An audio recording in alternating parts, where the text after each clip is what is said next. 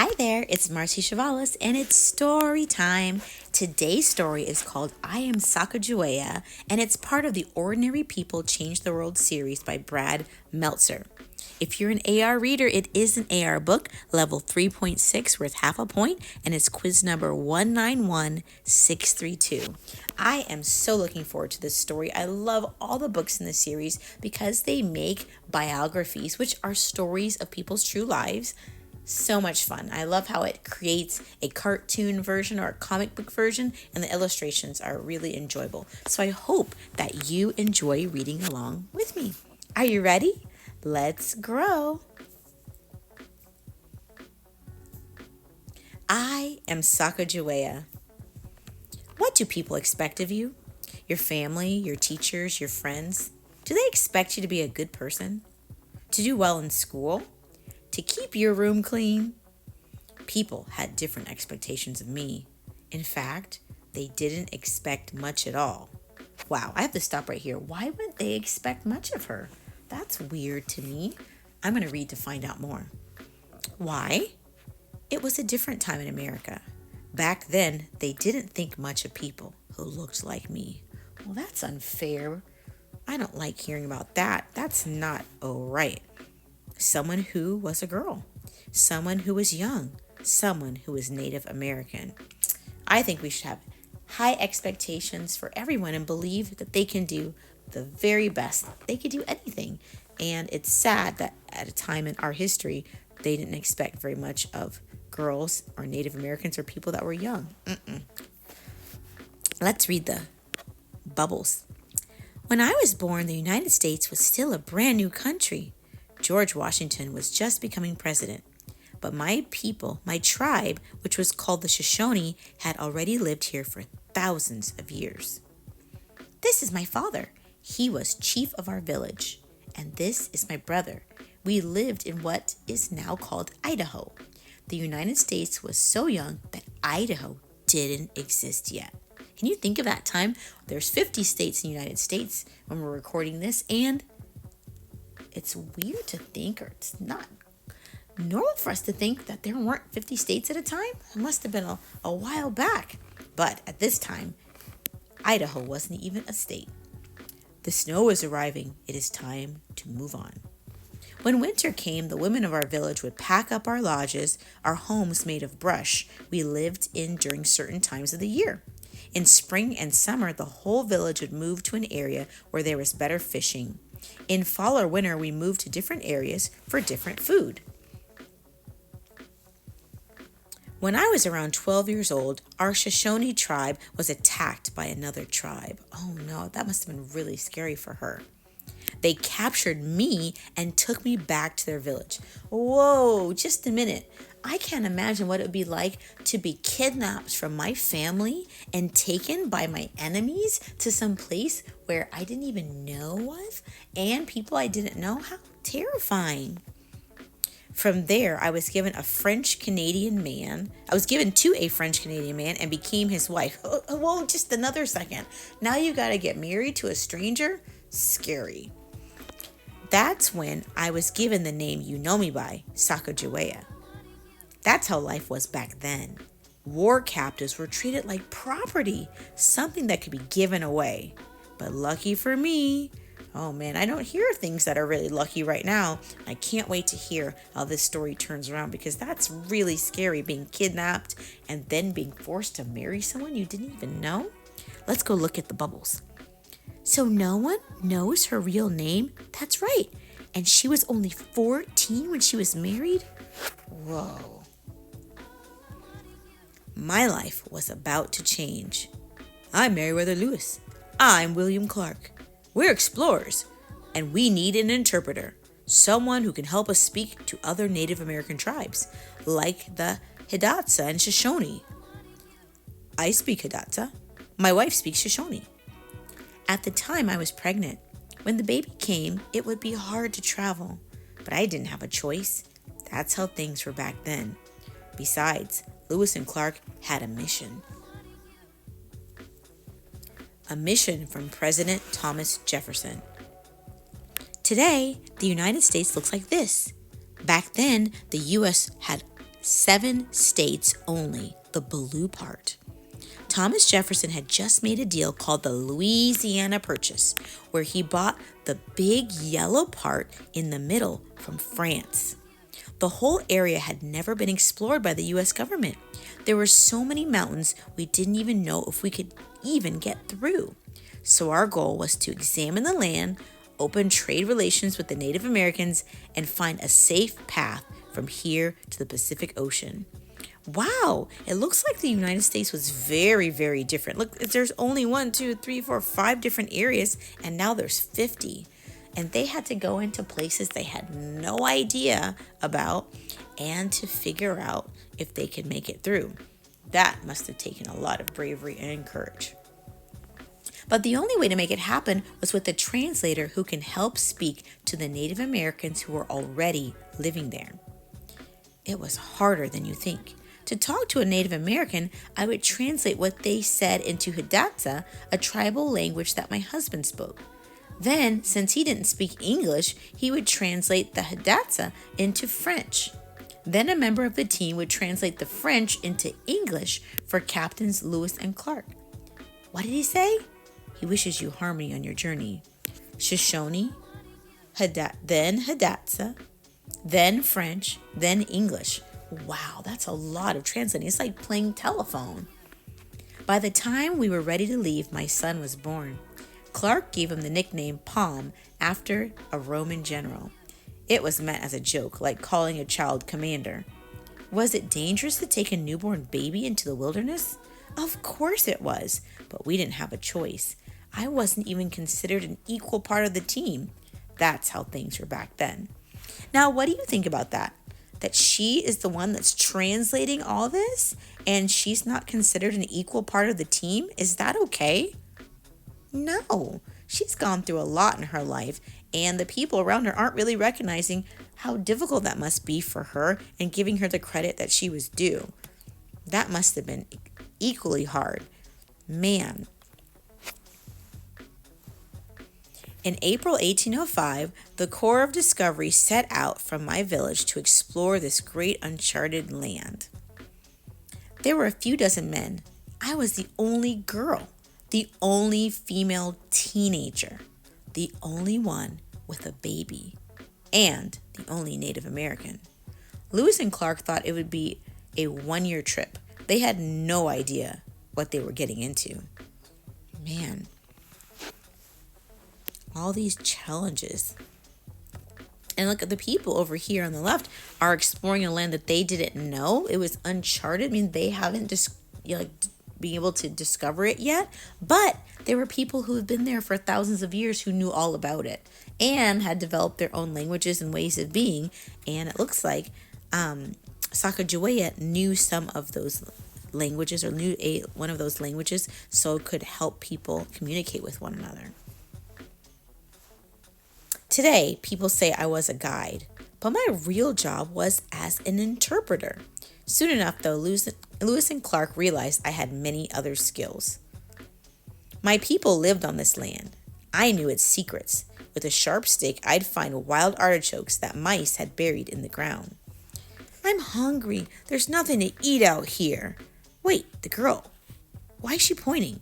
She's saying these roots and fruits are safe. We can eat them. We can eat these too? Look at these berries she found. These are amazing. Now, remember what I talked about earlier? This to them was uncharted land. They thought they were exploring something that nobody had explored before. But once again, people had been here for thousands of years and they knew the land already and how to use it. And so they were teaching the new people how to explore the land and how to get food from it. It wasn't just food though.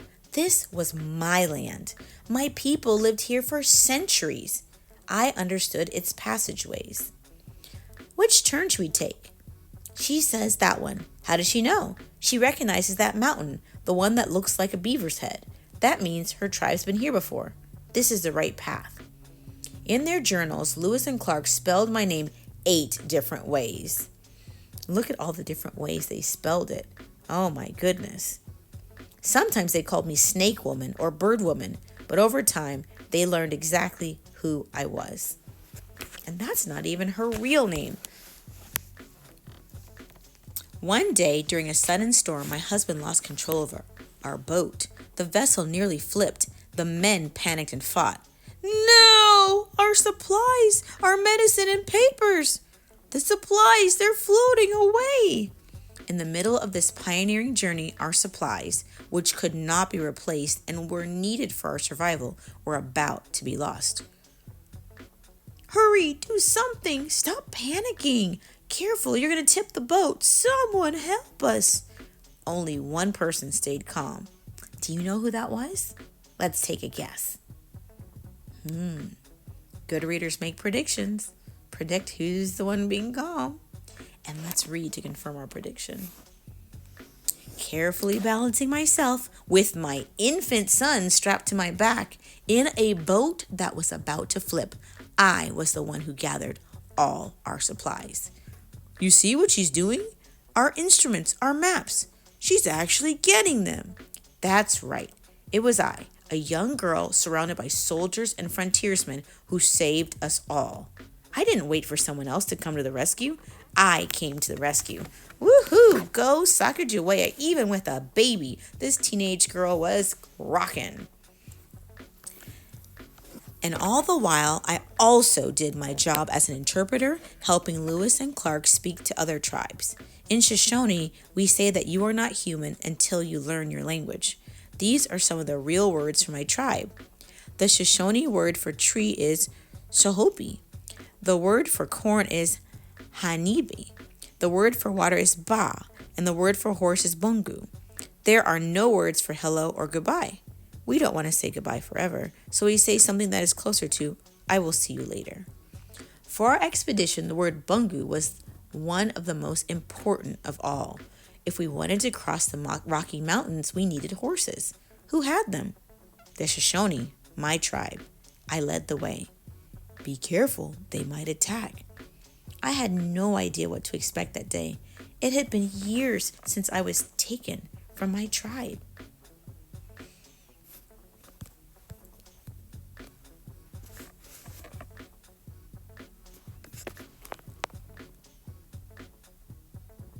For our expedition, the word bungu was the most important of all. If we wanted to cross the Rocky Mountains, we needed horses. Who had them? The Shoshone, my tribe. I led the way. Be careful, they might attack. I had no idea what to expect that day. It had been years since I was taken from my tribe.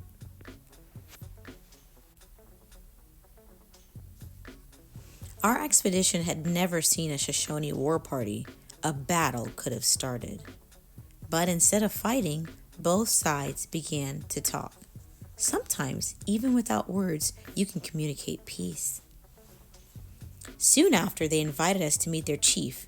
That's when I saw my brother, my sister.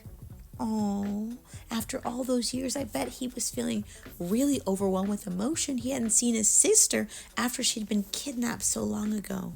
And now she's here and she's got a little baby. It was wonderful to see my people again. We traded with them, giving them supplies and even a medallion from Thomas Jefferson. In return, they gave us horses, helping us prepare for our journey through the mountains. Eventually, though, it was time to leave. The next part of your trip will be difficult. You'll be going to places where you won't know the land. You'll meet tribes where you won't know the language. Lewis and Clark really don't even need you anymore. So may I ask, sister, why are you going with them? Why not stay here with your family? To this day, no one knows the answer. Some say it was because we still had more to explore. Some say it was because I felt like I was part of the team. Some even say I was inspired by the adventure. One thing was certain, the mission wasn't done. So, what would you do? Let's think about that. Would you stay with your family that you had been kidnapped from and went back to?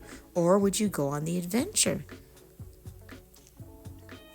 Let's see what she chose to do. The trip was never easy. We faced grizzly bears. We were hit by hail and flash floods. We ate candles to keep from starving. I I even got extremely ill. She's sick. She's a fighter. That winter, our Corps of Discovery had to decide where to build our camp. Usually, that decision was made by the men in charge. But for once, we'd like to know what you think. We need everyone to vote. Including me? Yes, Sacagawea, including you.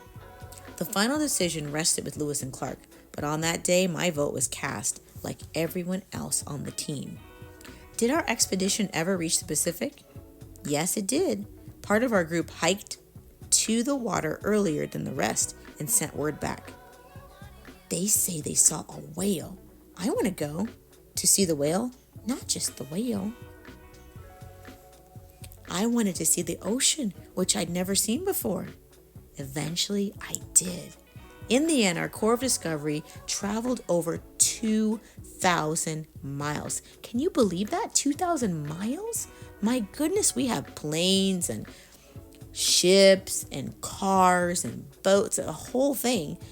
And they went on horseback and walked 2,000 miles. It took a year and a half by boat, horse, and foot. I was the only girl, the only teenager, the only one with a baby, and the only Native American. Man, she's the only one, but she's the only one that did it right like that. Way to go, Sacagawea. Sometimes you might find that you're the only of something doing things. You're a trailblazer just like she was. Don't be afraid. Follow your dreams. In my life, people underestimated me. Since I was a girl, they expected me to be weak. Since I was young, they expected me to be inexperienced. And since I was a Native American, they expected to treat me unfairly. That's how things were back then. But that's not how they should ever be. Totally. It's never okay to underestimate or expect poor from people because of the way that they look or where they came from. Not okay. Native American people define themselves by their stories. You know my story now. It's time for you to write your story. Don't let someone else limit you. As Chief Menonak of the Yakama tribe says, we can only be what we give ourselves power to be.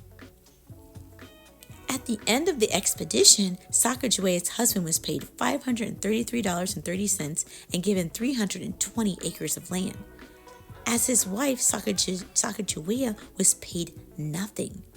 That's not fair. Today, there are dozens of parks, landmarks, poems, songs, and even rivers named after her all across the country. Remember when she saved all the supplies during the expedition? When it happened, they named the river after her. Today in Montana, it's still called the Sacagawea River. She's the first Native American woman to have her own statue in the U.S. Capitol. She even got her own coin, the Sacagawea dollar. But since there are no pictures of her, the picture on the coin is of a woman from Sacagawea's tribe. Did she really make that whole trip with her baby? Look at the coin and the statue. Baby Pomp is on both. Without Sacagawea's bravery and knowledge, the Lewis and Clark expedition might not have ever been completed. Thanks to her, they were able to create maps, engage other Native American cultures, and find a route to the Pacific. Wow, she made a huge difference. Being young. Do you know what it means to navigate something? It means finding your way. Wherever you go in life, whatever mountains you climb and challenges you face, find your own way, make your own path, shatter expectations. That's what I've always done. I am a girl. I am a teenager. I am a mother. I am Native American, and I am powerful. I am Sacagawea, and I will blaze my own trail. An Indian woman to whom I ascribe equal fortitude and resolution with any person on board at the time of the accident, caught and preserved most of the light articles which were washed overboard. Meriwether Lewis, writing in his journal about Sacagawea after she saved the supplies on the famous boat ride. Here's a picture of a Shoshone camp in 1870. Here's the Sacagawea gold dollar coin. And here are replicas of canoes from Lewis and Clark's expedition. So let's look at the timeline. I'm just going to do the first and the last points in the timeline. Around 1789, Sacagawea was born in what would later become Idaho. Let me scooch down towards the end. She saw her brother in 1805.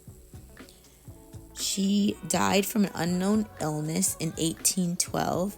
And in 2000, the Sacagawea dollar coin was issued by the U.S. Mint. And all throughout her life, there's all the other things that she did along the expedition. I encourage you to read more about her, and I'm so glad you joined me today for I Am Sacagawea. I am thrilled you joined me, and I know someone else would love to hear the story. So don't forget to click like and support our channel, and to share this video with a teacher or a friend that you know would enjoy the story. All right, and if you'd like your very own copy of this story, there's a link in my description that'll allow you to purchase it for a friend, for a teacher, or for yourself. Until next time, friends, goodbye.